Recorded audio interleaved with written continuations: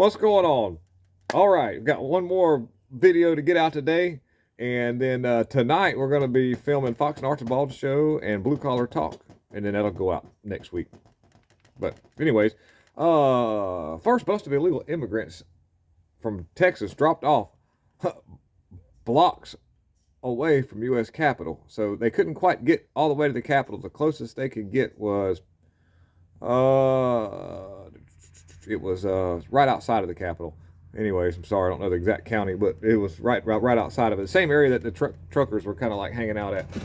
And the first bus contains dozens of illegal immigrants arrived in Washington, D.C. on Wednesday, dropped them off blocks away from the U.S. Capitol 1 week after Governor Abbott's announcement. But they said it was all a publicity stunt. Abbott said no. Anyways, Abbott, I wouldn't consider him an exact, what you want to call an upstanding person. Now, he might be all right person, but he's not a very good governor because there's been a lot of really speculatory things. Some of the things he could have done better and then decided to I think he's kind of swampy. But he's doing this. It is, I don't know. So that's a good thing. But he needs to actually send them back where they came from. He doesn't need to move them further in. I'll say that there is an irony behind the thing that really helped DeSantis up his ante. He's going to be sending them up to Delaware, which is going to be kind of interesting. But 2 days after his announcement, Texas has begun dispatching buses to southern border to transport illegal immigrants to Washington, D.C. Today, dozens of illegal immigrants coming from Colorado, Colombia, Cuba, Nicaragua, Venezuela have been dropped off blocks away from the U.S. Capitol. So that's cool. That is, I don't know. Only thing is, though, is like, check this out. There's something I thought about.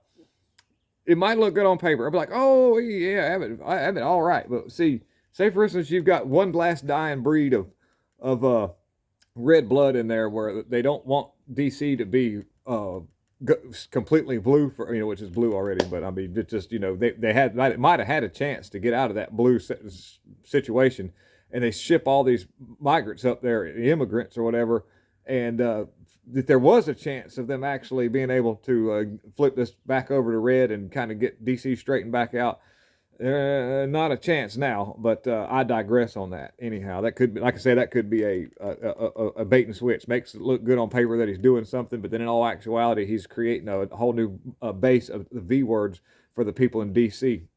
And that could just go hand in hand, and actually he's working for them instead of working against them and working against us instead of for us. We just think he's doing something as a favor. So remember that, folks. Things aren't always exactly what they look like on paper. But, and Fauci's always talking about more masks and more lockdowns. Somebody needs to lock him down, see how he likes it. Oh, just in Brooklyn subway shooter and black supremacist Frank James charged with federal terrorism offense. I'll just read a little bit. We know that this all happened. I did a thing earlier about this, and at least 29 people were injured, 5 critically, after Frank James opened fire on people on a subway station Tuesday morning. Frank was a black nationalist and posted several videos of oppression of black people. And he was really, really, really, his words were really mean. He used he likes using the F word, and there's just none, if he's trying to pump a decent message, he's not doing a really good job of it, even if he's standing up for his people. I think you can get your message across without all the F's and the S's and all the terrible language that he was using.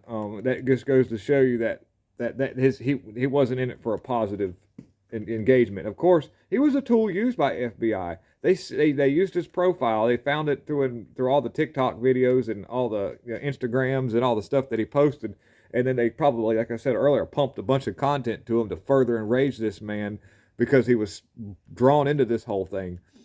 And so it's actually sad because there was probably a good chance, being the FBI was watching this man from 2018 to 2019, quit watching what he was doing because of the fact that they were more concerned about the Whitmer case and what might have been going on in 2020 and January 6th. So, that could have prevented the loss and the injury of people in the subway. It could have prevented what happened to this man and had ruined his life because of the fact that I firmly believe that, say, for instance, if I was really negative and just against everything and against, violence, definitely the AI would take hold of my attitude and pump me full of this propaganda to get me more and more enraged. That's what it would go both ways. And so I really do believe that that's a factor when it comes to what happens to a lot of these people. They kind of get mass form psychosis going on. Anyways, federal judge denies Hillary Clinton lawyer Michael Sussman's motion to dismiss Durham case. Trial begins May 16th.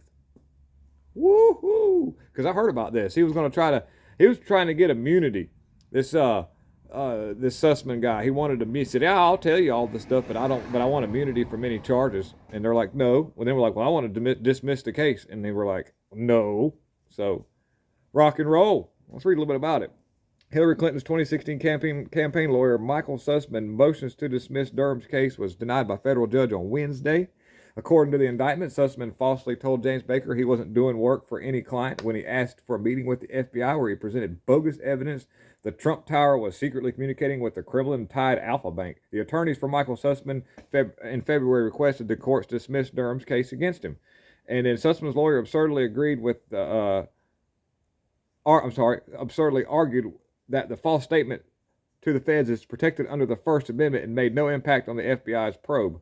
But we all know what the FBI likes to do with their probe.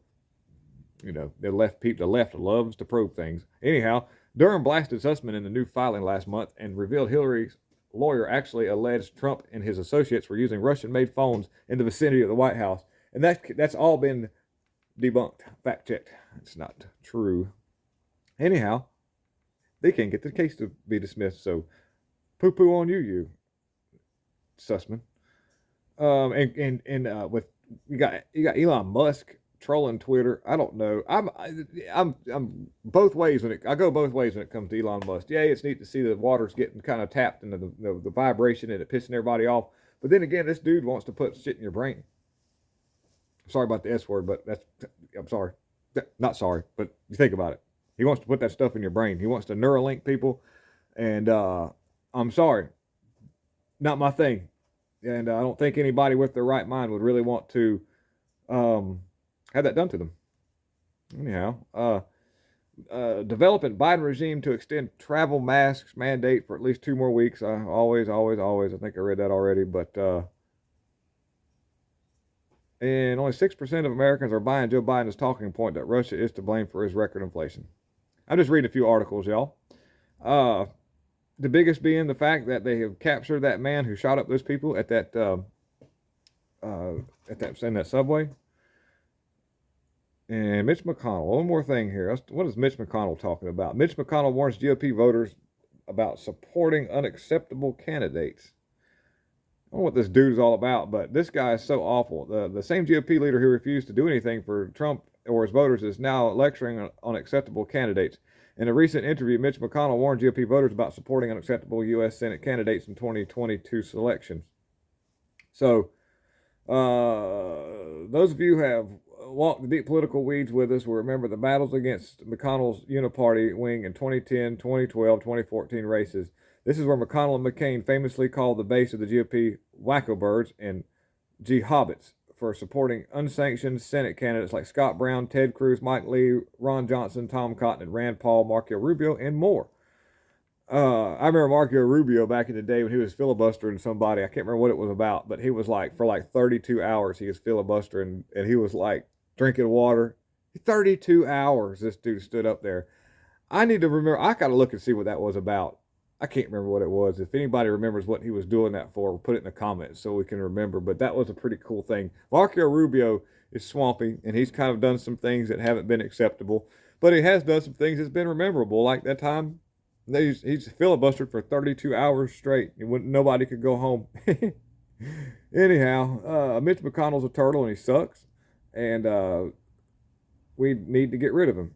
He's been, through a congressional voting thingy. That's how we need to get rid of him peacefully. Oh, and a Trump-endorsed candidate, John Boozman, lies about the V word to certify the somethings, claims objection is unconstitutional. Said you can't de-cert, whatever you want to call it. I'm trying to use the best words I can, but Republicans asked Senator John Boozman, who has been endorsed by former Trump, he was too, lied during an event on Tuesday about his V word to certify the E word on Joe Biden. And this is another thing. Trump has endorsed Dr. Oz. Now,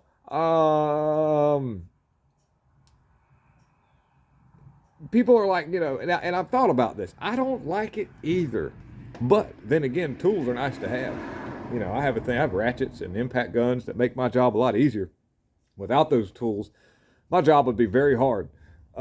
So when you think about it, sometimes you're not necessarily, it's not the best of choice, but whenever you've got nothing but terrible candidates to choose from, at least choose one that can be used as a tool on the right hand side that'll follow the narrative. So because Oz wants to have a legacy. Dr. Oz wants a legacy so people can remember him, and he sees that going woke is going broke.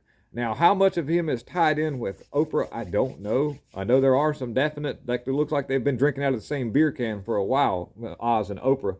But at some point that you'll see that there'll be a line of symmetry from separation to where Oz is probably going to go this direction because it's going to gain him more popularity. Because, by the way, we are the majority. In case you didn't know that, now you got YouTube and TikTok and Instagram that amplifies 3 people to make them look like they're a lot more than what they really are. But really, we're the majority, and anybody with any little bit of knowledge knows that, and I'm sure that Oz knows that. So by him jumping on this train, he might not be exactly what you want to call the person of the best choice because of the fact that he has flipped on many cases about Second Amendment rights, and he's also his stance on Planned Parenthood now has changed significantly as well as his stance on the Second Amendment rights.